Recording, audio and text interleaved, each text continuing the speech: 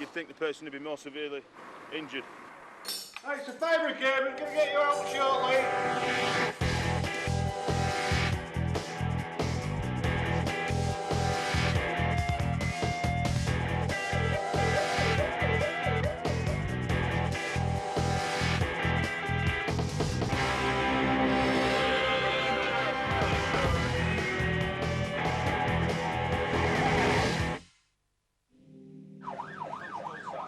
Fire and rescue crews from Hull Central Station are heading north towards Beverley. The Beverley turn-off. There's been a major crash. Fire crews are already there, and the report is at least 2 people have died. Left here, Kev. If there's no medics there, I'll get the bag. At the other side of Beverley, Senior Fire Officer Nick Granger is also on his way. We're hitting peak rush hour traffic at the moment, which doesn't help. This is a particularly difficult road anyway. This is the road that we attend a great deal of RTAs on. The important thing that we get there to help them rather than crash en route. The fire crews with specialist cutting equipment are just minutes away. There's a 4-mile jam, and impatient drivers are causing real problems.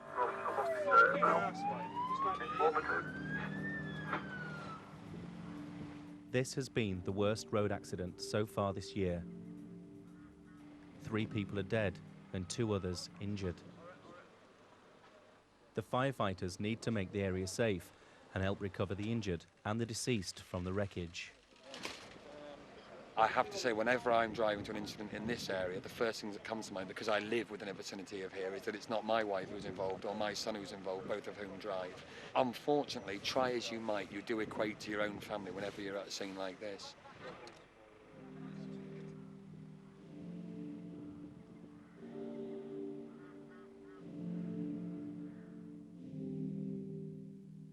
The work of a firefighter has changed dramatically. And at Fire HQ in Hessel, Nick's statistics explain why. We went to 10 fire deaths in 2003 within the area of this service. We went to 35 deaths involving road traffic accidents. Of course, in reality, an awful lot more people than that died in those incidents. You know, we lost a lot more than 35 people, but those were 35 people that we went to and cut out.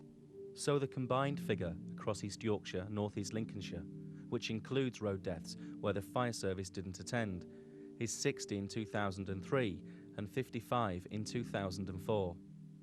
What none of us realise is the point in our lives, for any of us, at which we are most at risk, is the point when we put the ignition key into the barrel of the ignition. That is when we are most at risk, the point when we're on the road. We're more likely to die at that moment than at any other in our lives. Humberside Fire and Rescue Service have 2 strategically stationed rescue support units, or RSUs. They're kitted out with lifting and cutting equipment, and whenever there's a serious road accident, the RSU is mobilised. Well, just will say the message that there's a guy trapped between a car and a telegraph pole. The car's gone into a ditch, and it's gone on top of him. Paddy and the team from Hull Central are travelling west to Goole. They've been on the road for nearly 30 minutes, and the fire crews already there need assistance. There's serious concern about the driver's injuries. He's jammed upside down between a telegraph pole and the roof of his car. The vehicle is unstable and could topple over and crush him. Worried that when we chop this post away to get him out, what we're worried about, we don't know what's going to happen to the car. We've got a load of chops. Watch manager Nick Borman from Goole Fire Station is briefing the rescue support unit team from Hull Central, led by Tash. You mean to hold the whole vehicle, suspend the whole vehicle where it is? We want to keep the vehicle where it is, so that when we chop this away, the vehicle is not going to move. Yeah, we're going to need some macros on that bottom side. Just the slightest movement could cause further injury. The acros, or scaffolding poles, may not be enough to stop the car from rolling. To make matters worse, the ditch is full of mud and ice. Tash has another plan. You know, we've got massive big airbags. Airbags in, yeah? They might be better. Right, They're use them then. about this high. Yeah, whatever's good for you. We can get them underneath the roof, can't we? Whatever's good for, if that's better, then use that. Yeah, we want this car not to move at all. Yeah. Well, basically, we're just trying to stabilise the car. So we're not quite sure when we cut the B-post at the other side what's going to happen to the car. So if we sort of stabilise it with the airbags at the back and then these two Acros on the sills, hopefully that'll stabilise it enough for us to cut that full sort of post out of the opposite side. Then we can slide him sideways and gives the lads more room inside. Yeah, mate. The icy roads are keeping crews busy this morning. RTA persons, Patrington, Witherington. Hull Central take their second call to a car crash in as many hours. South of Hull, Witherington, south of Patrington. Matty, Chris and the team now have a 15-mile dash through treacherous conditions. A lot of the time, it could be a really serious RTA where the initial crew, the retain crew turning up, they can deal with it initially, but they often need specialist cutting gear, which is what we carry on the RSO. Just getting information through one female trapped. 40 miles away near Goole, Tash and the other crew from Hull Central have placed airbags and steel supports underneath the car. Now they must cut the car apart bit by bit to free the man from the wreckage. We're going to cut this post out now and then we'll be able to slide him sideways. This bag now's got it quite nicely. I don't know whether you saw it, just took up the spring of the car then. As the airbags take the car's weight, the pressure on the man trapped inside eases. Incredibly, he's now able to move his legs. But does he have the strength to wiggle his way free? Seatbelt cutter, anyone? Seatbelt cutter. Wait there, Yop. He's on his back in a minute. Oh, he's coming, he's on his way. Yop, wait there.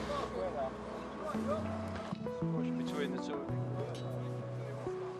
The driver was checked over at hospital and suffered no serious injuries.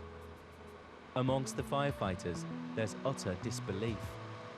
There's actually traps in there, so you can see there's no room at all. That guy's just been slid up there tonight. He wants to do the lottery. There's a post and the B post, and he was wedged between those two. Lucky man, lucky man. At the petrol station, through Thorn, through Kingham, through Pat. It's a real long, fast, straight road, so it could be a bad. The other team from Hull Central is just a mile away from where a woman is trapped in her car. The local fire crews at the incident are radioing through to fire control. Female casualty released using manipulation. Just getting some information back now. They've got the female casualty out of the vehicle now. We've been to some particularly nasty RTAs recently that wasted a lot of young life, you know, and a lot of fatal crashes. And it just brings it home, really, that a moment of stupidity can all end in tragedy, you know, and it does make you think, you know, it does make you think quite a lot. I think if a lot of people who have bikes, cars and that, they're sort of things we saw would slow down a lot. You know, it'd shock them. The morning rush has passed without incident on the south bank of the Humber. At Scunthorpe, Nicky Moore and the team thought they'd escaped having to deal with one of the 11 road accidents on the region's roads this morning. Bravo 4, want you require an officer at all? But just as they've packed up to head back to station, RTA persons on the A1077 just north of Scunthorpe.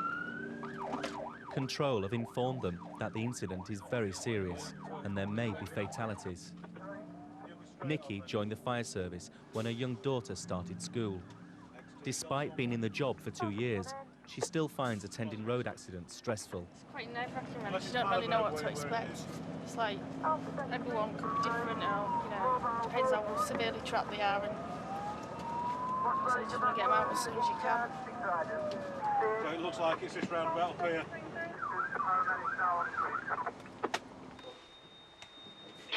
This is where we get stuck. I've got the trauma bag, we're all right. Matty and Chris had just returned to station when the alarm sounded. The lift has jammed in a Hull high-rise, and a father and daughter need rescuing. Hey, it's a fabric game, we're going to get you out shortly. Are you both okay? Yes, we're both fine. Okay, it'll only be about 5 minutes. They get a dozen lift rescues a month, and this particular one is a serial offender. This is the lift motor room. So up here's all the mechanics for the lift, basically. It's a case, it's a bit of a lottery though with the keys. You see, we've got that many keys.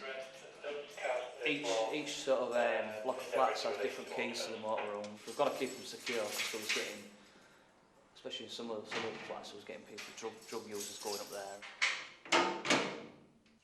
It's a small one, it's like that.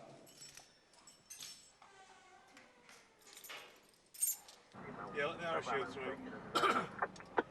Over in Scunthorpe, Nicky and the team have arrived at the road accident.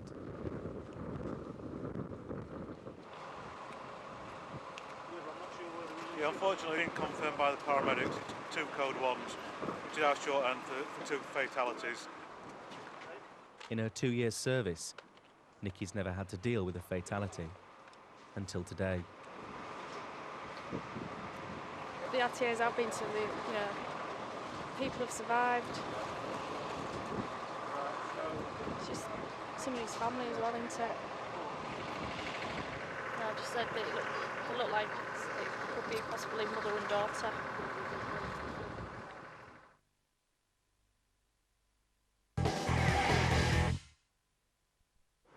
Around Hull, there are plenty of high-rise flats to keep the firefighters busy.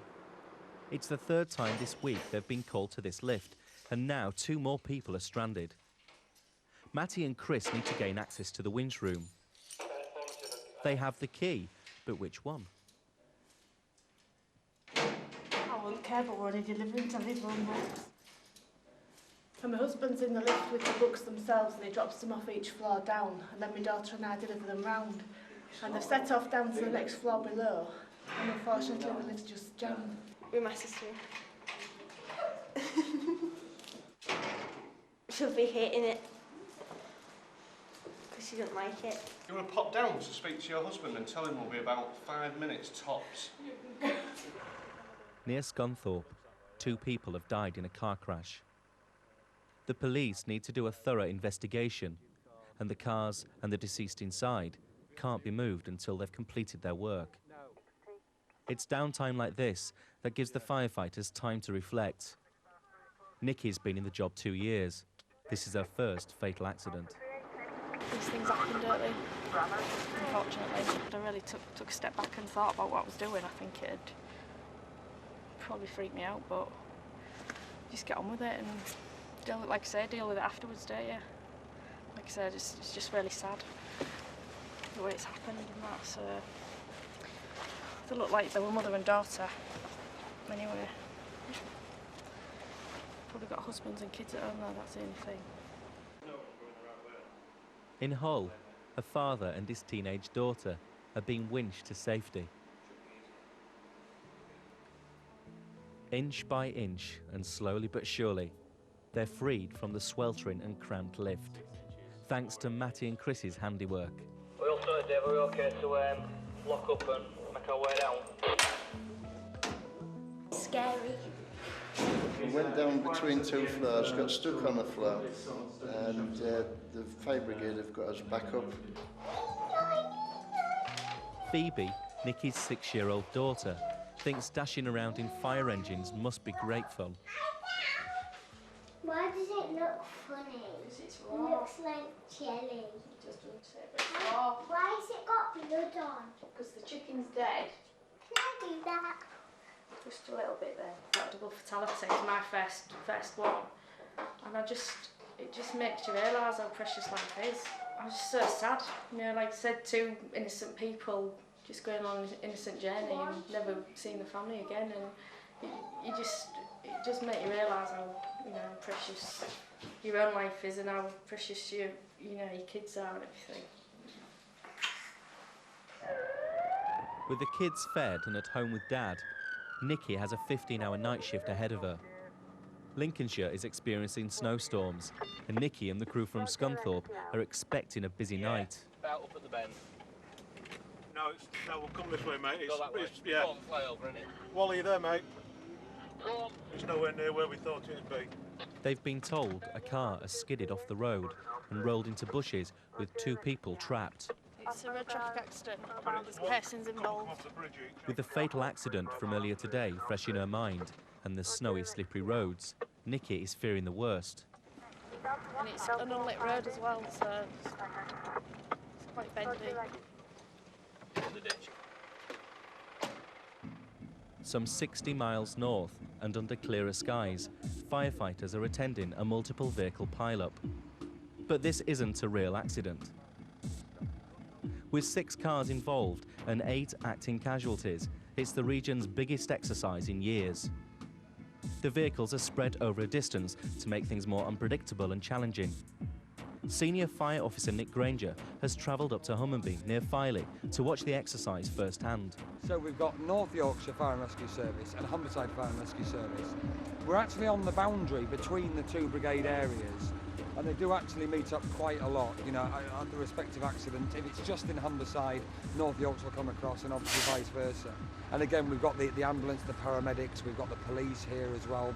So everybody's getting the idea of what we're going to do when we get the real incident, as we've seen so recently. Fire crews from Scunthorpe are attending a real incident and are working in freezing conditions. Paramedics are concerned the 2 trapped women may have serious neck or spinal injuries. The car's overturned, so we've got to treat for spinal injuries. If they complain of any back pains, then we've got to treat accordingly. We'll treat them, you know, but treat for the worst, not for the best.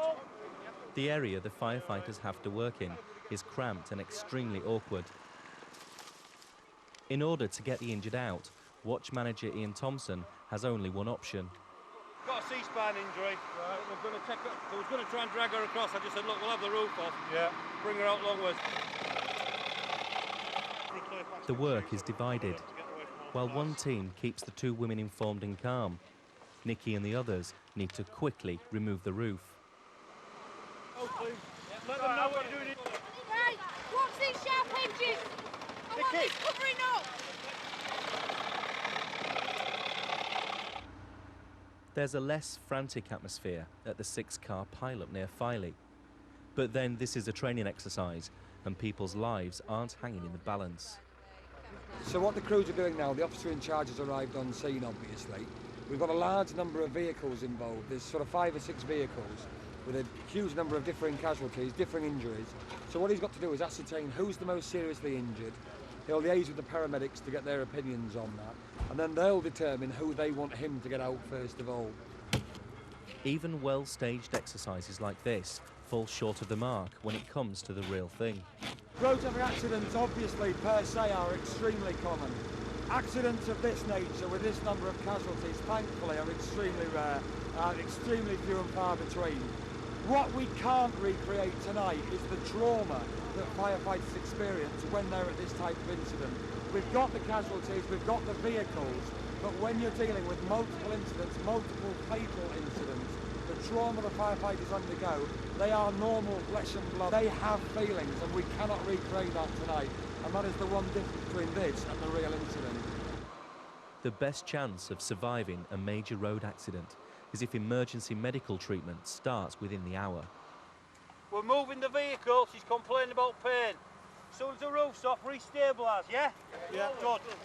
The emergency services work to a principle called the golden hour. For their best chance of survival, accident victims need to receive hospital treatment within 60 minutes of the moment of impact. So the pressure is really on the firefighters to work quickly. It's taken just 6 minutes to get the roof off. Now they need to get them out. The girl in the back is clearly relieved, but the woman in the front seat is in a great deal of pain. All right, don't worry, love, we'll get you out. Yeah. Under the guidance of the paramedics, slowly they manage to free them. You just lower it, go back a little bit. You're on, now slide her up, Kev. Just a minute. Under her shoulders. Kev, under that outfit. After a thorough check over, neither of the women suffered any long-term injuries. Of course, it could have been very different, like the tragedy earlier in the day. For Nikki and the rest of the team, it's a job well done. It's a bit difficult because of all the branches from the trees and everything getting in there, you know, a bit awkward getting in, but once we cut a few down on that, we just got on with it. Obviously very traumatised by it, and also I think it was a mum in the front, so...